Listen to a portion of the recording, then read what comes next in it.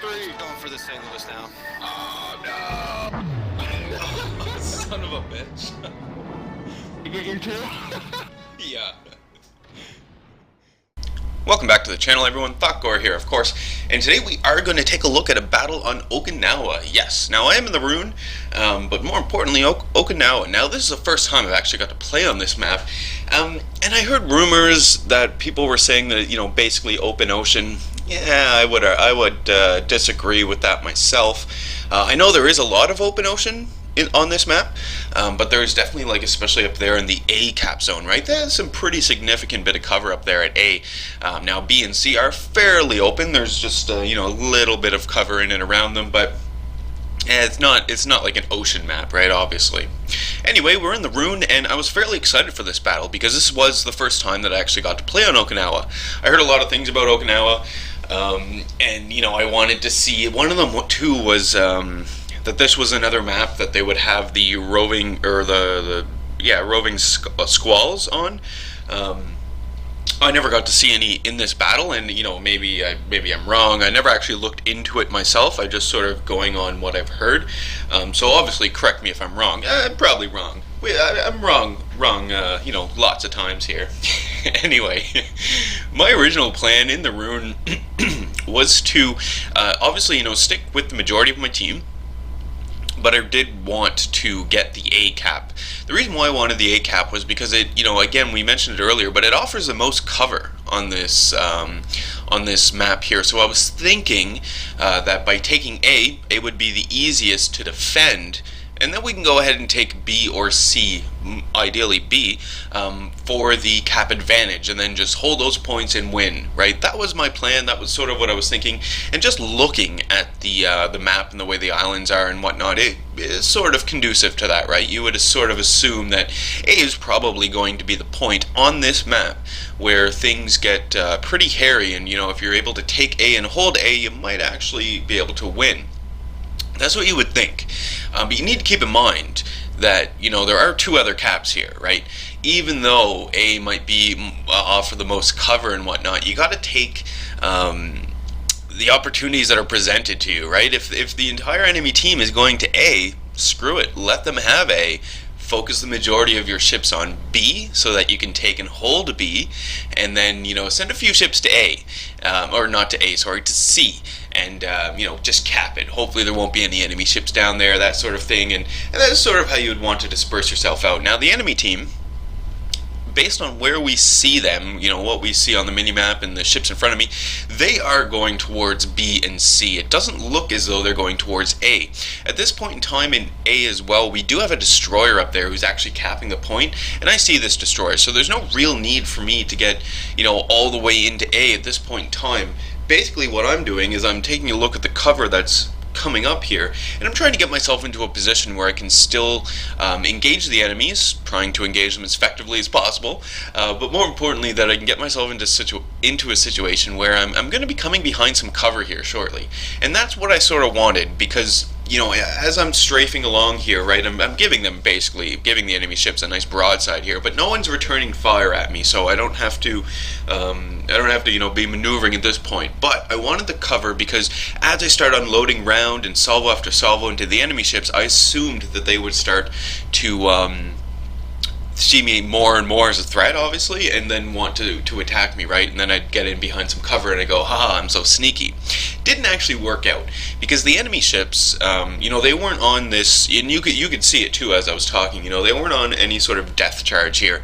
They went in, they strafed in and behind B, they did manage to take C, but you can see that a lot of those enemy ships I no longer see anymore, and it does have to do with the smoke that the destroyers popped, but also there is a bit of cover in and around these points that those enemy ships were able to make use of, and sort of block me from taking shots at them. So that was nice to see, and it was nice to see because I don't want to play on a map that is very one-sided or very lopsided, right? In that, for example, if this map was lopsided, if you take A, that's basically the guarantee that you're going to win, right? I don't want to play in a map like that. I want to play in a map where there's equal chances for everyone to win, right? And then it comes down to your teamwork and your positioning, and that's really what I enjoy in the game, right? Is the positioning and the teamwork that's taking place, and overcoming adversity and all that craziness.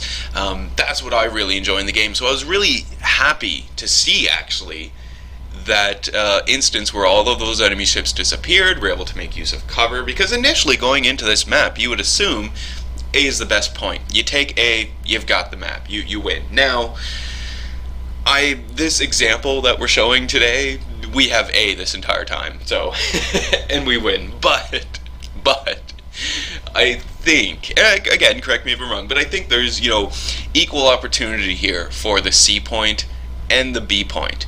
I would think, anyway. I mean, there is cover in and around. You can open up your distances as well if you're strategically using the ships you have on your team. For example, sending destroyers in to take zones that maybe don't have as much cover, right? That's really going to go a long way to help you out. So we did put a few shots into, I think, an enemy destroyer, and I've got another salvo on its way for an enemy cruiser. But you can see for the most part, I'm just sort of hovering around over here, right? Because there are a lot of enemy ships off in the distance who have some fairly large guns and who are going to kill me. Now, the enemy Mogami just went down. Excellent. I was aiming at the Mogami. Now we have, I believe that is a Zhao coming up. So I really wanted to pay attention to this Zhao and try and actually to focus the Zhao down if at all possible. And to my surprise, the Zhao is actually turning and giving me a nice broadside. So I quickly send out a salvo. We have the enemy destroyer pop up once again. You can see that this enemy destroyer actually did manage to cap the B zone, so we're down a point right now. And speaking about lopsided maps and whatnot, you can also see that the enemy team, even though the majority of them are behind B and at C, they're still able to put up quite a nice defense at B. Now, granted, my ships are just getting into position, right? We can see them over there rounding the island, setting course into B. Granted, they're just getting into position, so they haven't actually pushed all the way in, but again, it's still nice to see that, yeah, it is totally viable to take C and defend B from C. Obviously, if you have the proper ships on your team, right? You would obviously need your battleships in C, you would need your cruisers in between your battleships and your destroyers ideally would be in B, putting pressure on the enemies, right? Now, the enemy team didn't get that lucky in that we've taken out 3 out of 4 of their destroyers. They only have the 1 destroyer remaining, so there's not much destroyer action that's going to or destroyer maneuvers here that's going to affect us in any sort of negative way at this point in time anyway. So I'm circling back around. I didn't want to go all the way around the island, right? It just seemed as though that was a waste of time, frankly.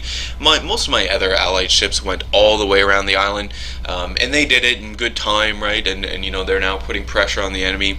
So looking at the situation that we have at this point in time, it would be best if I turn around, head towards the south, maybe even get myself into B and start capping B. It's totally going to depend on the enemy ships and how they react to me capping B, right? But that's sort of what I'm thinking right now. Now, we have an enemy cruiser that I'm going to start laying shots into as quick as I possibly can. The enemy cruiser, is turning into my shot, so it makes it a little more difficult. But luckily for me, the enemy cruiser continues his turn. There he goes. Gives me a nice broadside, and I'm able to put a nice salvo into this player here. And once those land, we can see that I missed all of them, yes. God. Second shot, it's a charm. 5,400 damage in that salvo, though, so that's not too bad. No citadels, though. I was really surprised because it's a Russian cruiser here. I think that's a tier 7 Russian cruiser, I believe. So I was pretty surprised that I wasn't getting any citadels on the player, but whatever. I'll take the damage that I did. You can see the damage counter on the top left corner. I haven't actually done a whole lot of damage this battle. So right now, I'm going to try and fix that. And that's partly, I was talking to Rommel the other day, because I was saying, when they patched ships back, when was the most recent patch? The one that changed the game, right? And they added all these enhancements. I think it was in May. I don't know when, but anyway, I was talking to Rommel during that patch because Aslan's wasn't up and I didn't have the damage counter, and I was saying, I really wish that ships would just add that into the game, because it really does. At least for me, I find it motivates me throughout the battle, right? I can quickly glance up and I quickly can see, hey, I haven't done a whole lot this battle, or I'm sucking it up pretty bad. Like, I probably want to change strategy here, and I probably want to get myself into the game a little more. So that's exactly what happened here. Now, I get lucky. Well, you could say lucky if you wanted to. I'm going to say lucky. And I have this Yamato off in the distance, right? Now I'm just laying shots into this Yamato. I'm firing armor piercing because my armor piercing is still going to do a whole crap ton of damage to this Yamato. The trick is that, the Yamato has some really nice armor on it, right? So I want to land my shells on the deck of the ship. Ideally, I want to land the shells in the concentrated superstructure of the Yamato. That's where I'm going to do the most damage, and you can see that, right? As my shots go in, they hit the tower, right? They hit midships and all those AA guns. Maybe the turrets. The turrets have some pretty good armor though as well, so you'll probably bounce your shots. But I am doing some significant damage here. And I was thinking to myself, maybe I should be firing high explosive, especially since the changes that were made to the German high explosive values. But I just couldn't bring myself to it. I really enjoy the armor piercing on my German cruisers, specifically, the Admiral Hipper, the Rune. I imagine the Hindenburg is going to be just fantastic. So I have a hard time firing high explosives out of my German ships, and it probably does come down to the high explosive on your German ships being so crappy before, and I'm just used to my armor piercing. But to be totally fair as well, the armor piercing values of your German ships are fantastic. So we have a Des Moines coming up, and I'm immediately going to start engaging this Des Moines. I got one salvo into him, did a bit of damage there, but we're just going to keep firing in on the Des Moines while taking a look at other enemy ships that are popping in and out of view as well. We caught a quick glimpse of an enemy destroyer there. There's a nice Citadel hit on the enemy Des Moines. But the enemy destroyer, he's not really within my range. I am concerned though, because if we look at the minimap, I do have a battleship over there, and the enemy destroyer, might have something to say about that battleship. We get another Citadel on the Des Moines, so the Des Moines is almost down. If I can just get one more Citadel on this player, I should be able to take the Des Moines down. But you can see now the Des Moines isn't just giving me a full-on broadside anymore, right? The player has actually clued in, took 2 Citadels, but the player did clue in, and is now maneuvering away from me. Now, while all of this is going on, I'm looking at the minimap and I'm realizing how out of position I am, right? My goal was to actually put pressure on B and start capping B. That is what I wanted to do. Now, I know that if I would have continued along with that plan, right, I probably wouldn't have gone so well for me. Maybe I would have even died, especially considering we were duking it out with the Yamato there. So I did have to maneuver away, but I want to keep my, my original plan in mind, and it was to get in there to B, because right now the enemies are winning. The enemies are winning pretty significantly. I mean, yeah, 200 points, right? A little over 200 points, so it's still manageable, but only if we get this B cap. If we don't have the B cap, we are not going to win. It doesn't matter. I don't think, because especially with the distances involved right now, I don't think we'd be able to hunt down all of the enemy ships and take them out before they got to 1,000 points. So we have to get in here and we have to start taking this B point. And that's exactly what my allies as well have realized. You can see that they are in fact in B. We've got at least one allied ship in B right now, capping the point. So this is fantastic. If we can just keep the enemies corralled down there by C, if we can take B, we'll have this. I mean, maybe, take out a few more enemy ships just to make it happen a little quicker, but we'll still have this. So we're in good shape here. So I'm coming into B now. You can see I've got a lot of support with me. I do have my allied Montana, I believe, is off to the starboard side. There he is.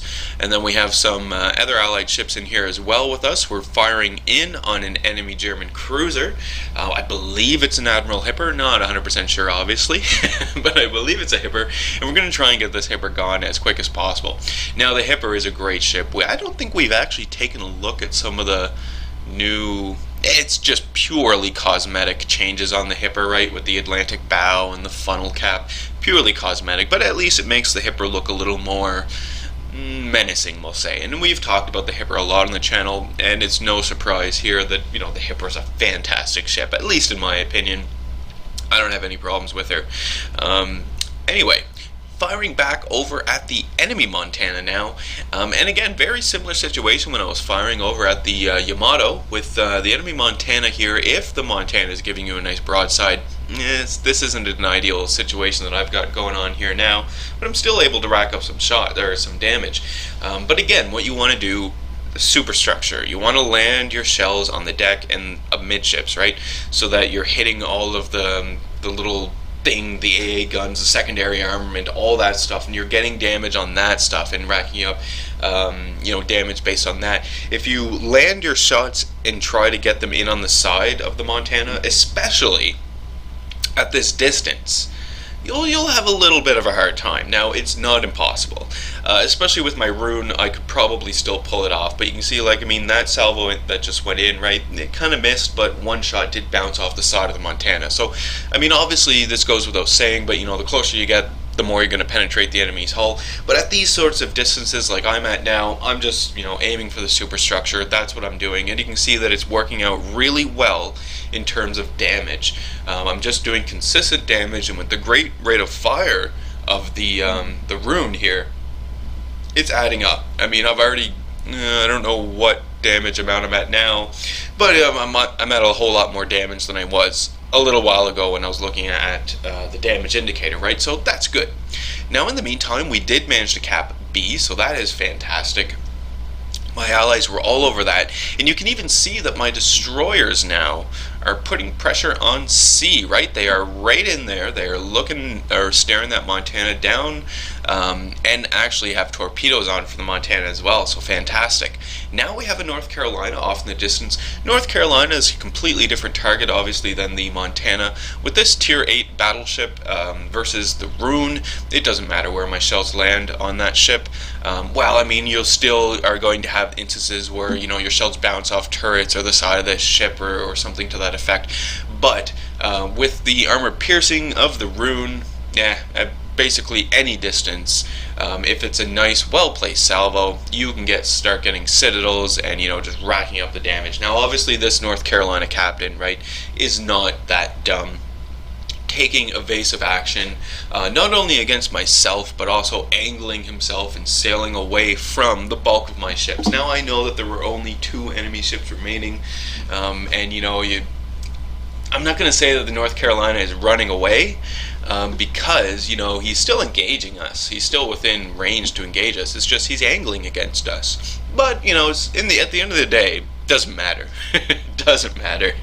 Doesn't matter how many angles you do, we still win. So it was still a pretty good game. I ended up with about 90,000 damage, so that's not too bad. 5,200 experience and 237,000 credits. This is pretty decent. Now, I'm not top of the team overall. You can see I'm right about middle of the pack, which really speaks to the good team that I had in this battle. We really, I mean, it was my first time playing Okinawa. I don't know if it was anyone else's in this game first time, but we really did a good job in teamwork there, just staying together and supporting each other, and you can see how that paid off for us. I mean, even though I was middle of the pack, I still walked away with good amount of experience. Not as much credits as I would like, obviously, but still a good amount of experience, and I was happy. And I like the map, Okinawa. It's a pretty great map. Anyway, that is today's video. I do hope you enjoy it. Remember to leave any comments you have for me in the video comment section below. Hit the old like button if you did like today's video. Hit subscribe if you're not a subscriber. And as always, I do hope you enjoy the rest of your day.